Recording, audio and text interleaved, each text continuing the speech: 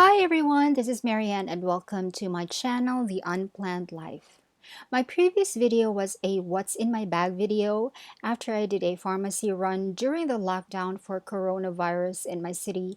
And while I was editing that video, I remember that I shot a different what's in my bag video an entire year ago and I never edited it. So I figured, why don't I edit that video now to kind of remember how life was before the supposed new normal, quote unquote, came about.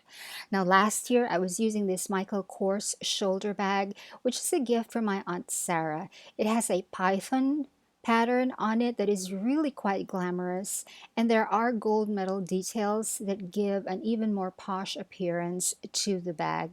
The bag is not structured, it's floppy, but when I have my things in it, it becomes more structured.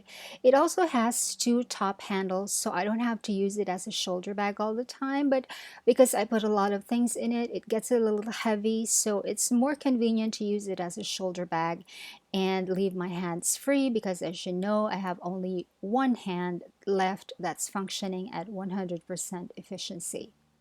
I really like this bag. I never thought I was a shoulder bag person. I was always a tote person and a backpack person, but when I started using this bag, I realized how convenient a traditional shoulder bag can be. The top handles are on D-rings, so you can flop them down and they won't interfere with you when you are using the bag as a shoulder bag, and I really like that.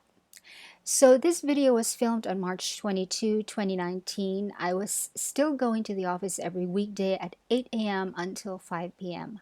I carry this bag plus a separate laptop bag. So this bag carries only my personal essentials. There is a closure on the bag and it's this magnetic button right here. So the first thing that I have is a Ziploc bag containing photocopies of my car registration. This should be in the glove compartment of the car all the time. I don't even know why they're in my bag. Next, I remember these are the documents for me to apply as a person with disability with the city health office, and I have not yet submitted them at this point, so they're in my bag. And then I have this receipt, which is actually not mine. It's Jawaid's receipt. He purchased a bunch of extra chairs for his restaurant business.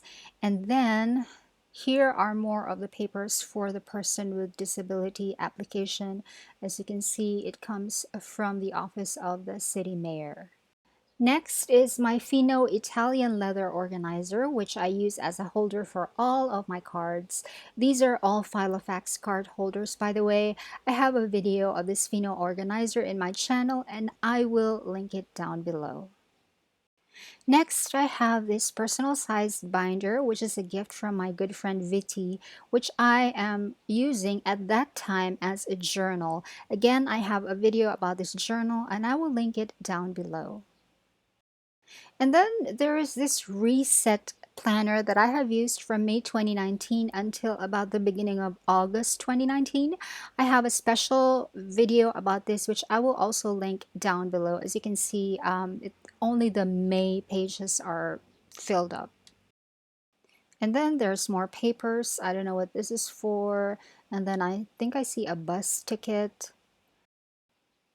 More papers, more labels, and a tag for tajada that we ate when we were visiting my Manoy Caesar in Tigaon, and then a label that I don't remember why it's in there. And now we come to my trusty power bank from Miniso, purchased in May 2018, and it still works really well. And I'm using it even up to now, and this black third-party Apple charging cable. Now, this was when I was still using makeup, so I have setting powder inside a Ziploc bag to protect the lining of the bag in case some of the powder spills out. I have wet wipes, I have some medication, and my ID badge for work. And this one, I don't really know what this is. I don't remember what this is. And then I have yet another receipt. And this is a container of Beroca. It's a multivitamin drink that comes in effervescent tablets. You just drop it in water and wait for it to melt completely. Then you drink the resulting concoction. It's quite good and it tastes like soft drinks. Here is the lotion that I used for my hands, and then a small bottle of hand sanitizer. This is the sanitizer that I used to use before the coronavirus. And then I have my very old and trusty tape measure, and then my business cards, which you have seen a few times before.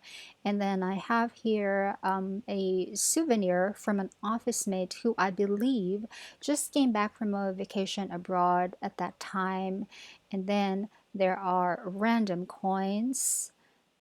And then I have nothing more on the main compartments. On the pockets right here, I have a white microfiber cloth that I use for my eyeglasses.